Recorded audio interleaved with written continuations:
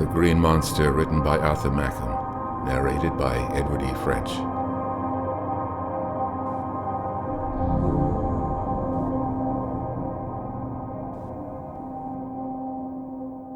As I passed beneath the dense shadow of Bremlin Tower, it seemed that the whole world had suddenly become a place of creeping phantoms, half visible in the heavy fog that hung about me.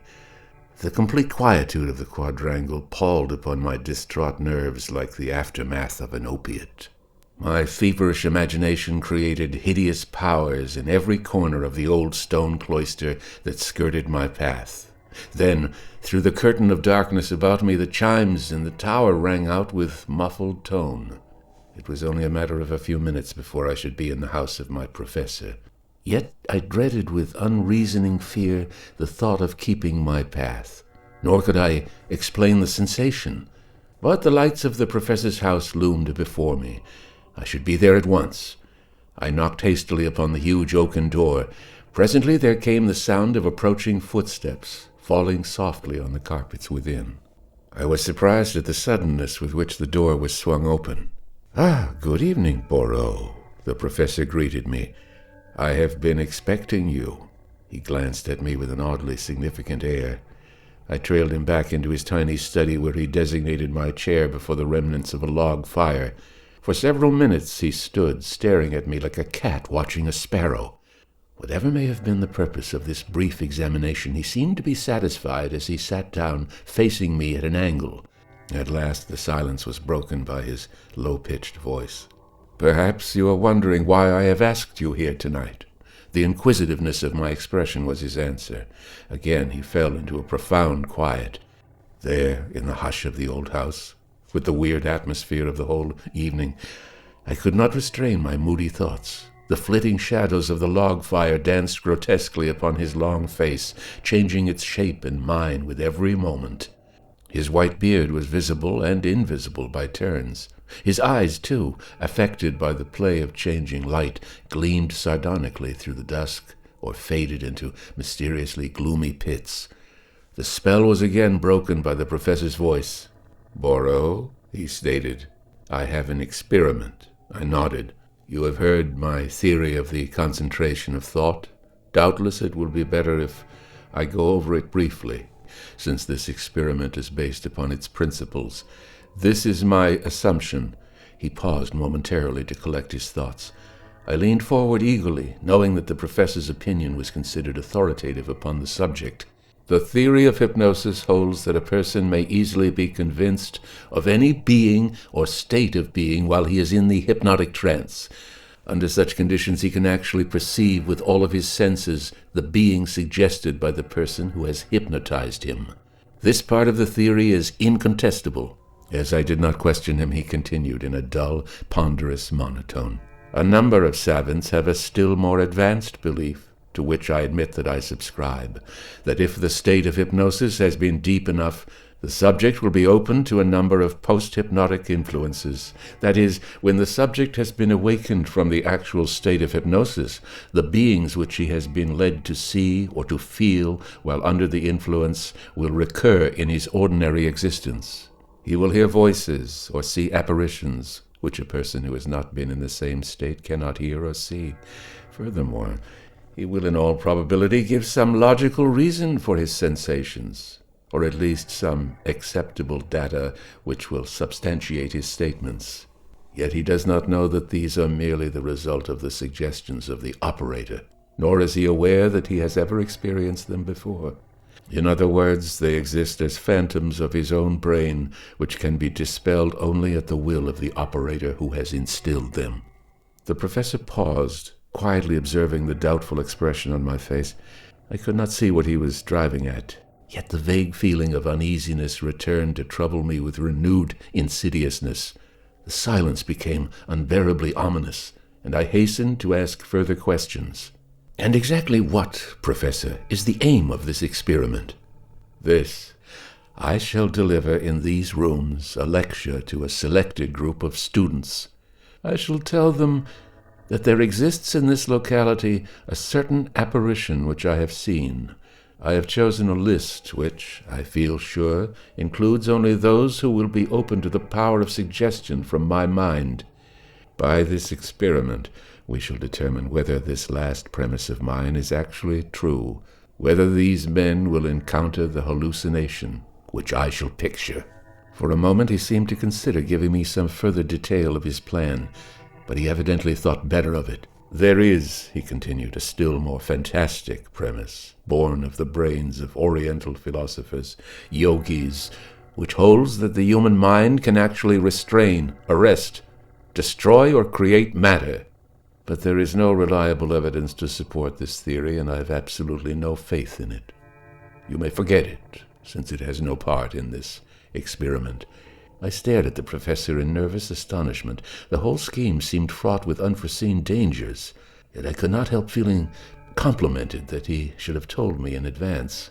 Then, Professor, I asked, what is it that you wish me to do? I confess that I questioned him with a certain temerity, for I had no desire to become deeply involved in so mysterious an affair. The professor stared into the fire with half-closed eyes.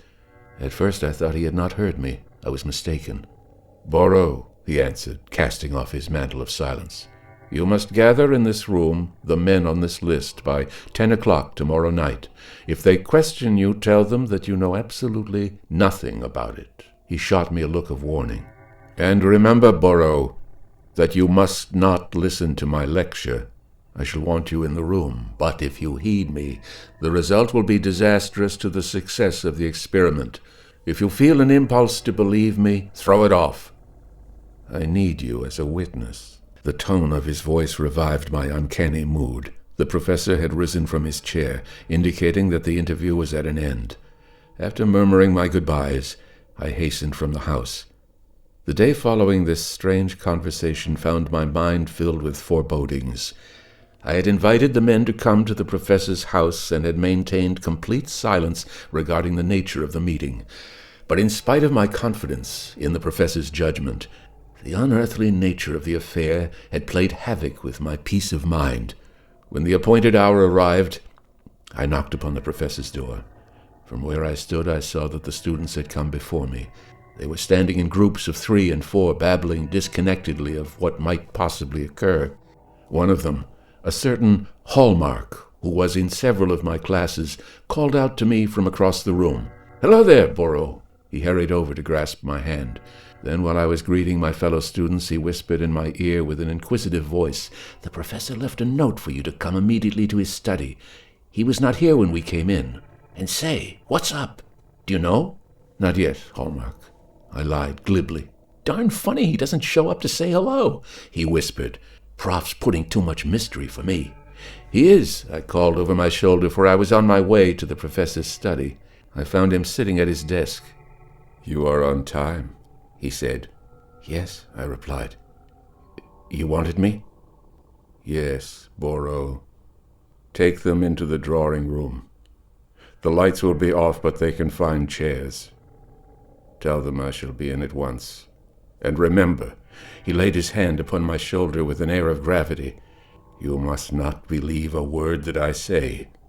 The cause of science can be materially advanced tonight if you obey me. Remember, don't listen." "I won't," I muttered to myself as I returned to the guests. It was a matter of minutes before I had them seated in the darkened room.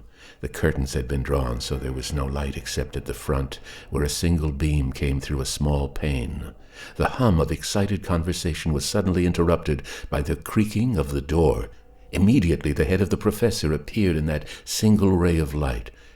His body was draped in some black cloth, so that his sardonic face seemed to be floating about in the darkness, from which it stood out with eerie definiteness.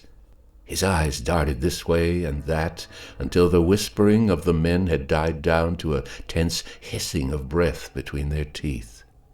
Then he began to speak without any apparent change of his features.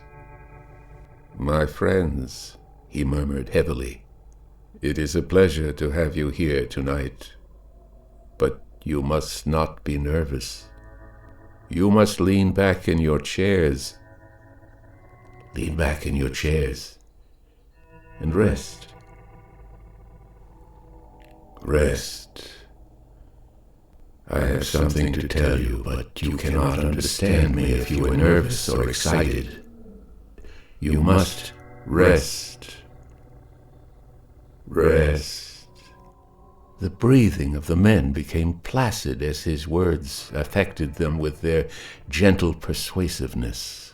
From somewhere outside the room came a low booming sound like the thud of a distant drum. It was warm in the darkness, and I felt a comfortable sensation of drowsiness settling over me. "That is better," continued the professor. "You are now quiet. Now you will listen to me. You rest. You no longer doubt me." The distant booming continued, keeping a sort of rhythm with the professor's gentle voice. "This thing which I shall tell you is strange. Strange. Yet you know me," his voice rambled on, "and you shall believe me.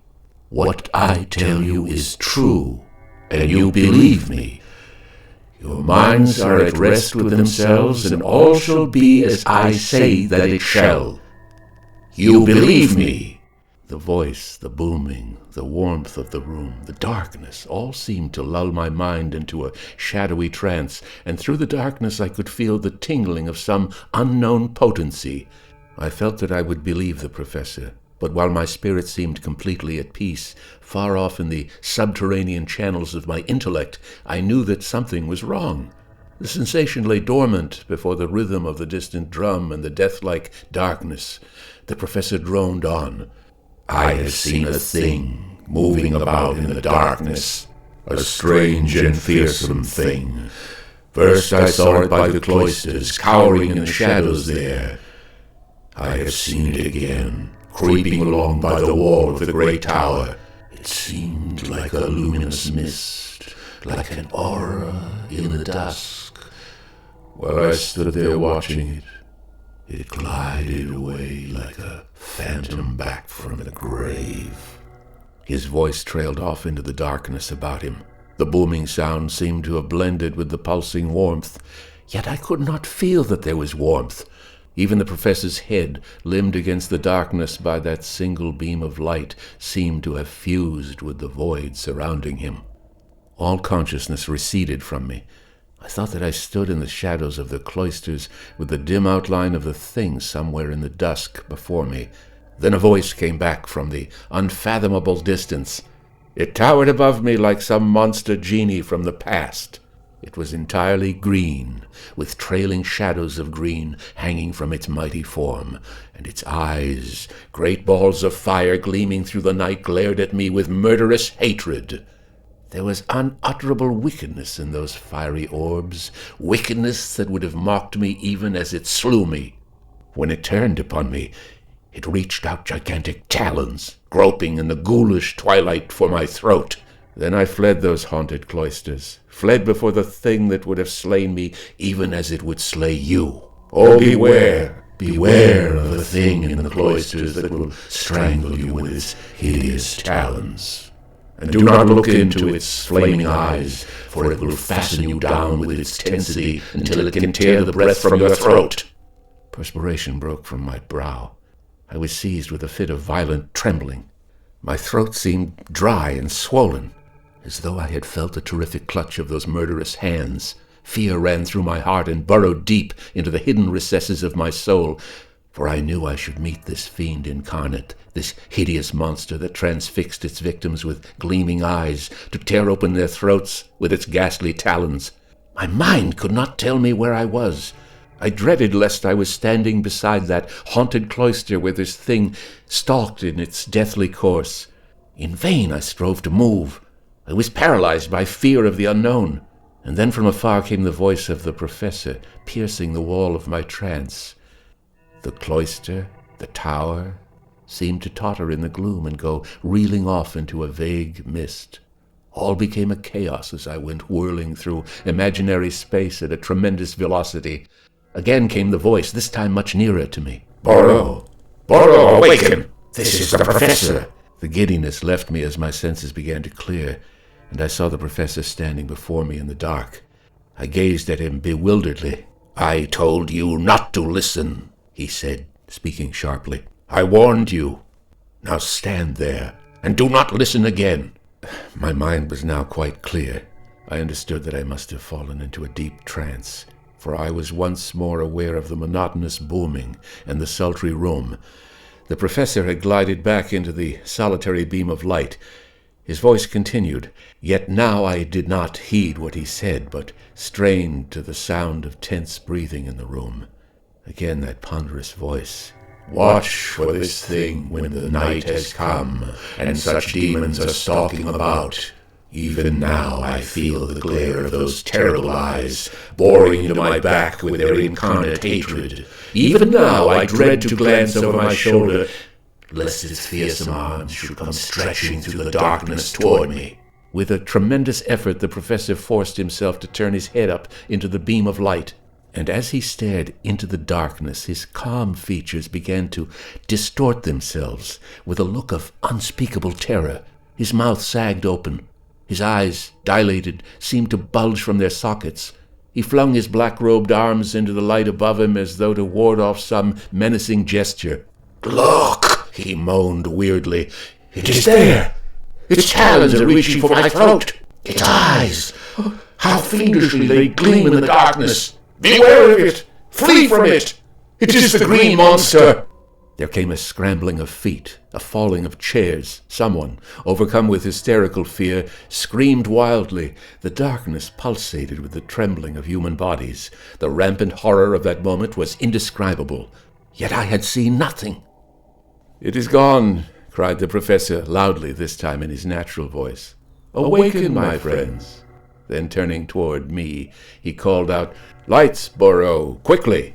In the dazzling rays of the electric lamp, he stood before us as the professor whom we knew in the classroom, having cast aside his black draperies. Some of them stared before them with the effect of that horrible moment stamped on their faces. Some held their heads between their hands, as though awakening from a bad dream. Others shuddered, fingering their throats nervously. All were dazed. The professor continued to command them to awaken, until the spell began to wear off. Then he commenced to read rapidly and calmly from a manuscript. The paper was absolutely irrelevant, and I could not restrain an exclamation when he ended without mentioning the singular events of the evening. His conduct bore an astounding similarity to that which he affected in closing his ordinary classroom lectures. At the end, the guests arose, talking complacently on various topics. In a few minutes they began to saunter casually from the house. I hastened to approach the professor, intent on asking him to explain their peculiar behavior. He must have read my question in my eyes, for as I neared him, he whispered to me, "Not tonight, Borrow. Come in the morning. And good night." At the door I joined Hallmark, and together we started across the campus. Outside of a few trivial remarks, we said nothing at all until we reached my door, when he spoke in a casual voice. "Dry old lecture tonight, wasn't it?" He yawned lazily. When he acted so queerly about telling us to sit back and rest, I thought we were in for something interesting. I fell asleep. Pretty damn dry. Glad I woke up in time to say goodbye. My stare must have disturbed him a bit, for he turned back into the night. "Well, see you tomorrow," he said. "Me for the sheets." "Good night," I managed to utter. And to think that only 15 minutes before I had seen him shuddering with fear. Could he remember nothing of what had happened? I sat in my room for some minutes before the possibility of it could soak into my head. Undoubtedly, the whole affair was strange beyond description. I went to sleep with my brain a whirling mass of doubts, fears, and perplexities. The next morning I sat through my classes with a maze of questions running through my mind.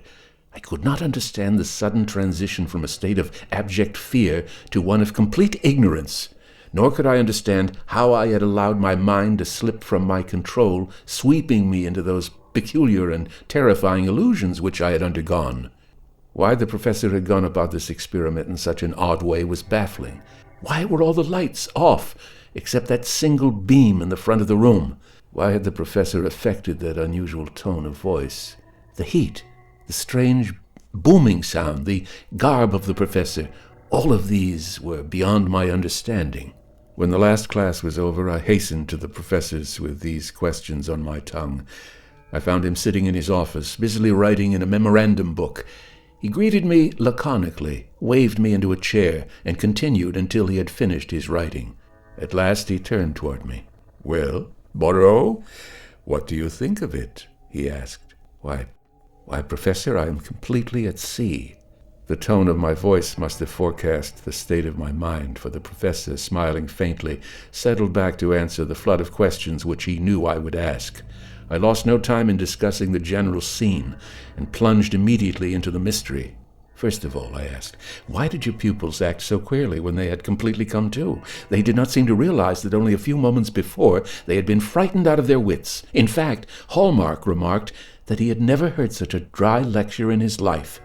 He said that he had fallen asleep soon after you started and could remember nothing until the end." "Naturally," he laughed. I did not understand. "They remembered nothing because they had been in a deep hypnotic state," he explained. "When I called them into their consciousness, they assumed that they had been asleep, since they could remember nothing of what had occurred." He grinned at my amazement. "But I remember it all," I exclaimed. The professor waved the remark aside. "Certainly, Borrow. I saw that you, too, in spite of my warning, were falling into the same state. I hastened to call you back before you had seen the green monster. Does that explain the matter?" I thought this point over for a minute. It seemed that I had caught the professor in a mistake, for if they remembered nothing upon regaining consciousness, where could the experiment lead to? I put this question to him in a rather triumphant manner. Borrow, he cried. "Do you forget everything I tell you?" "I have explained that I predict they will suffer from hallucinations caused by post-hypnosis. That is, they will actually see the green monster as I have described him, only they will not realize that they are under a foreign influence. If he does appear to them, it will seem to be the first time. This, Borrow, is the entire experiment. We have only prepared our elements. The reaction, if there is to be one, should ensue." I was crestfallen at my lack of memory, yet my mind was not at peace. "But, Professor, do you mean to tell me that these visions may continue indefinitely? In that case, you will have done the men a great harm, for they would always be haunted by the green monster. And that, I confess, would be a horrible existence. I know, for I almost saw him myself." "Oh, no," he explained. "I can destroy this hallucination at any time by putting them into the hypnotic state and removing the idea. Then, too, if something should happen that my mental powers failed, the vision would recede, since it exists only in their minds through the directing force of mine." This prepared an ultimate solution to the matter. When I asked about the darkness, the solitary beam of light, the dull sound, and the heat, the professor explained that these were mere accessories to hypnosis, externals, which facilitated his task. Yet now that I had smoothed the mechanical doubts from my mind, I found that my vague uneasiness refused to disappear. I dared not mention this to the professor, since he would have laughed at my groundless presentiment. I paused for a final question. "Then do you believe the experiment will succeed?" I asked. "It is still a little early to come to any conclusion," he answered, "yet I believe that within the next few days we shall hear of some strange apparitions in the neighborhood of the tower or the cloisters. Of course," he added, "the matter is entirely problematical. I cannot be sure that they really accepted my suggestion, nor shall I know until we have heard several rumors about the school. But something should happen soon, if my theory is correct." Again I felt a sensation of uneasiness. The professor had turned to his writing, completely unaware that I was still in the room. Several days passed in which I heard nothing more of the matter. I began to believe that, after all, the professor had failed to produce any of the effects he had anticipated. I saw a great deal of the men who had been there that night, yet never did I mention the matter, nor signify that I remembered anything of the lecture. I fell into the routine of college life. My uneasiness passed away. About a week later, I was standing in front of my house when Hallmark came walking by. He called in a casual voice, asking if I wanted to walk by the library, and, since I recalled that I had certain research work to do, I accepted, glad of the companionship. The night was much like that on which I had first gone to the professor's house. A dense fog had settled down over us like a blanket, so that we could not see around us for more than 20 feet. There was a faint wind in the pine trees, which, with the dripping of the water from the limbs above, gave the night a somber tone. Here and there in the gray mist a light glowed dully.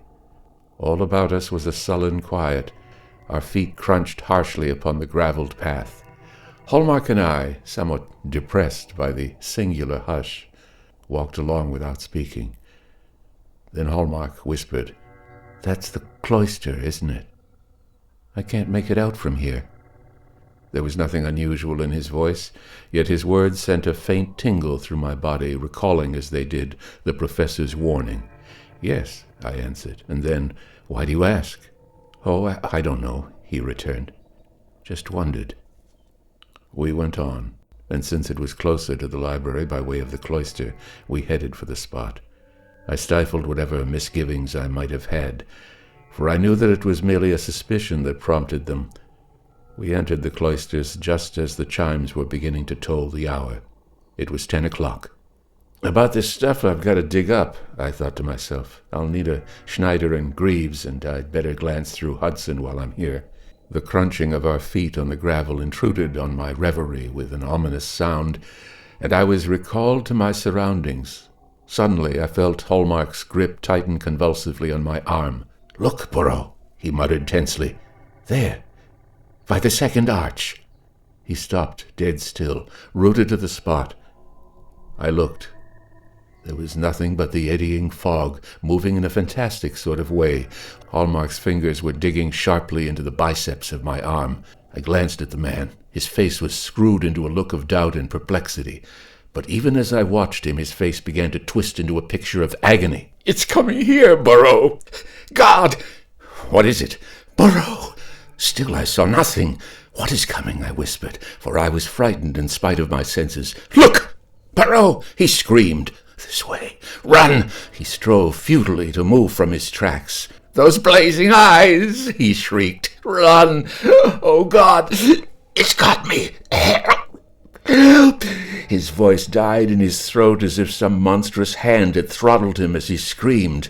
His eyes seemed to bulge from his head, and his mouth hung open with seeming torment. Even as I stared at him, he fell to the ground with a low, hideous moan.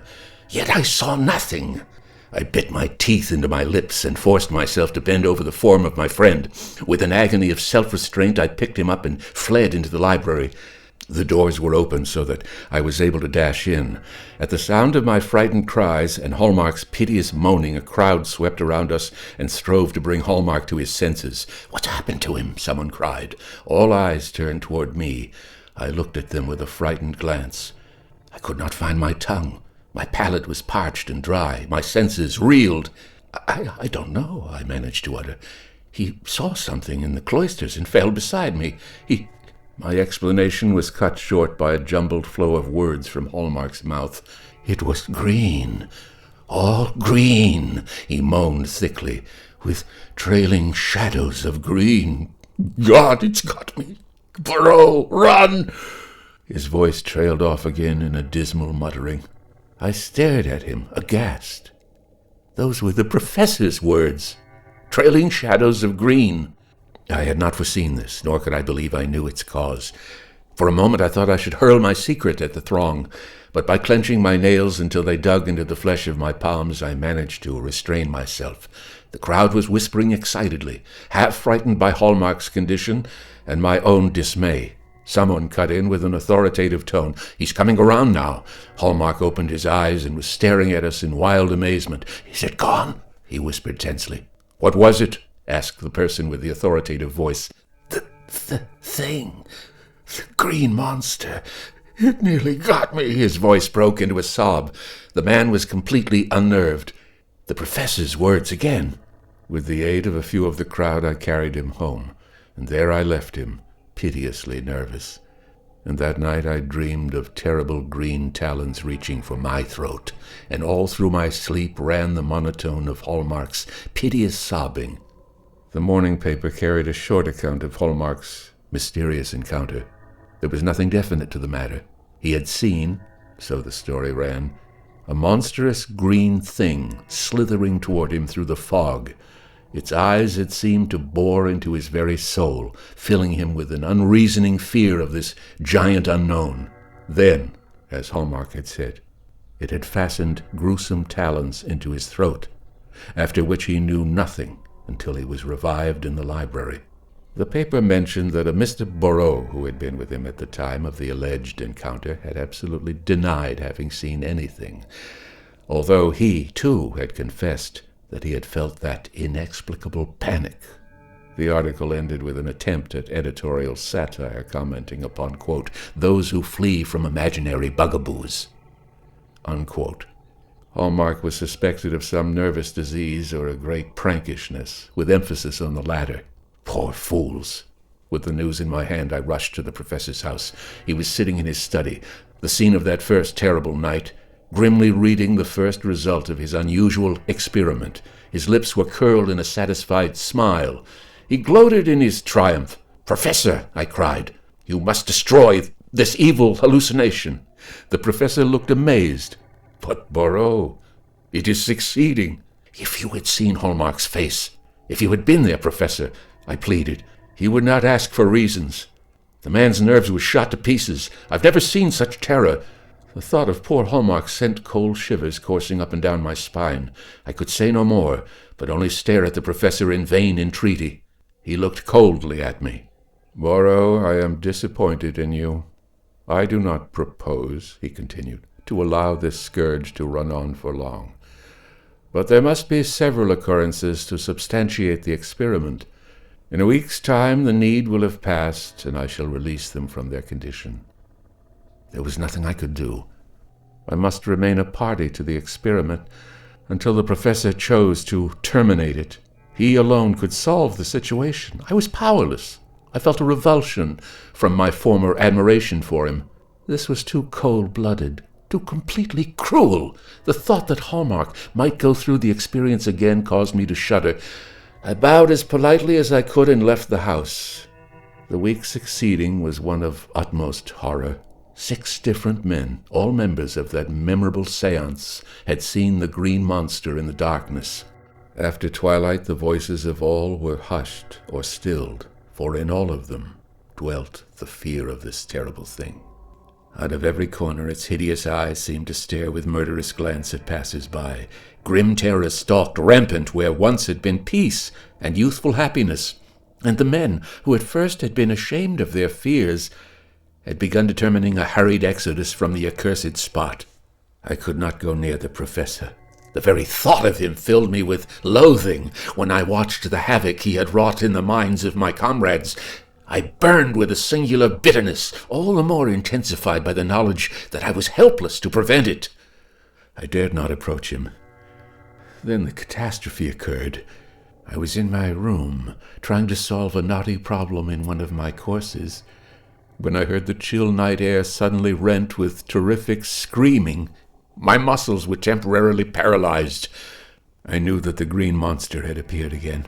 The screams died off into the darkness and were superseded by violent yells for help, which all the time came closer to my room. I was terrified into action. I rushed pell-mell into the hall, where I found a group of men, all of them staring at each other in dreadful anticipation.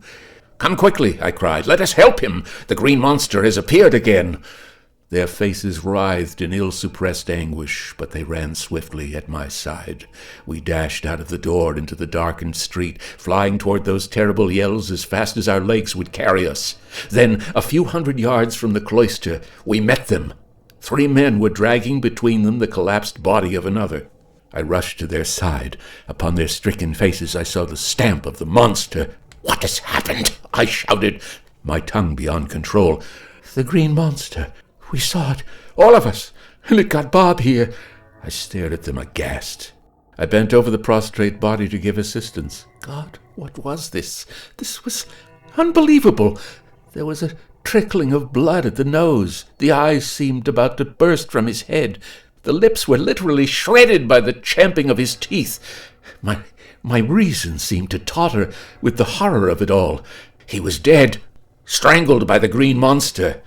So this was the experiment. "Dead!" I screamed. A low moan went up from his comrades. The crowd fell back, offering no aid, saying nothing, only stunned by the catastrophe. "Take him home!" I shrieked, almost hysterically. Without another word, I turned and ran toward the professor's house. The light was still burning in the studio.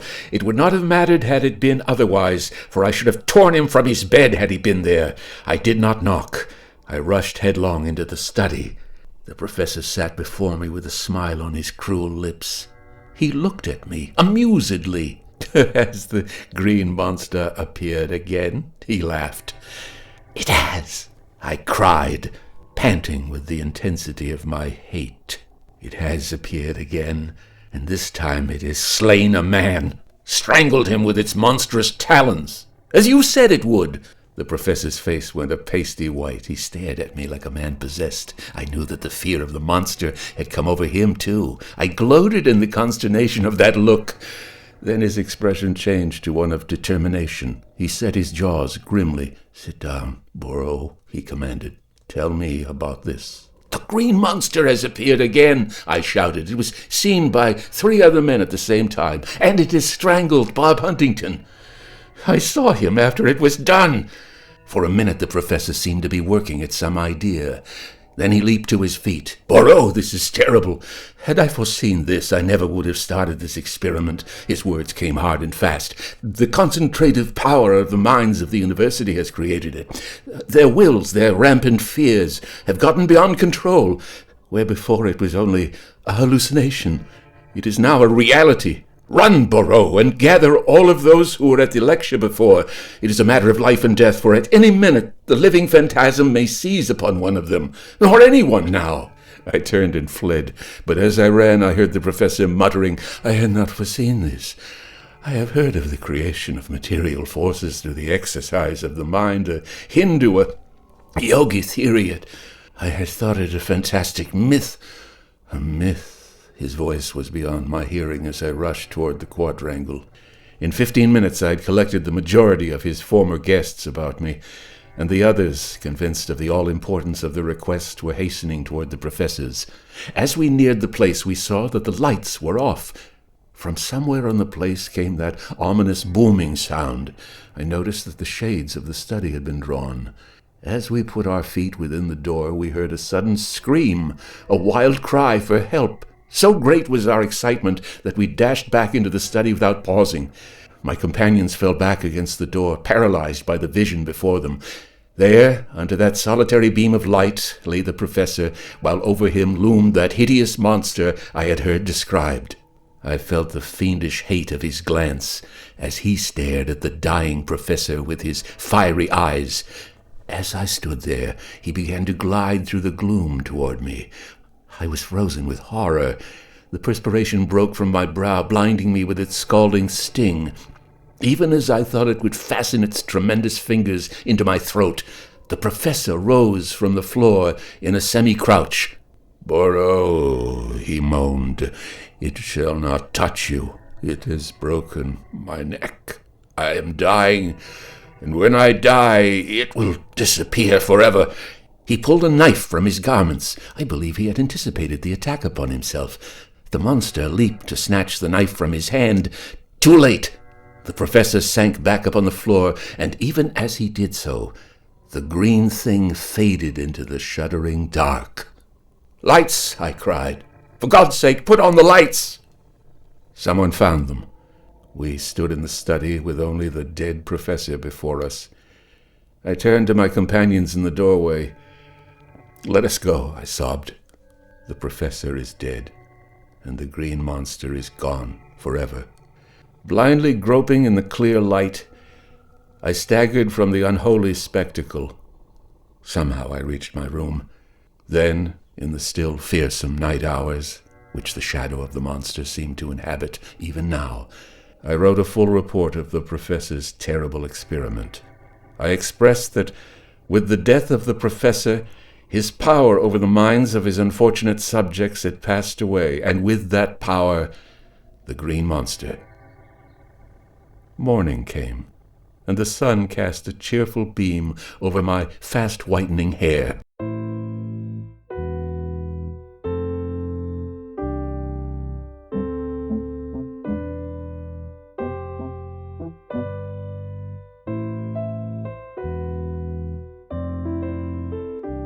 The Green Monster was written by Arthur Macom and read for you by Edward E. French. This recording of The Green Monster is copyright 2025 by Edward E. French, all rights reserved. Well, ladies and gentlemen, that concludes this week's edition of Fiction Fantastique. We'll be back again next week over this same radio station, or over the audio device of your choice. Maybe we'll meet again then.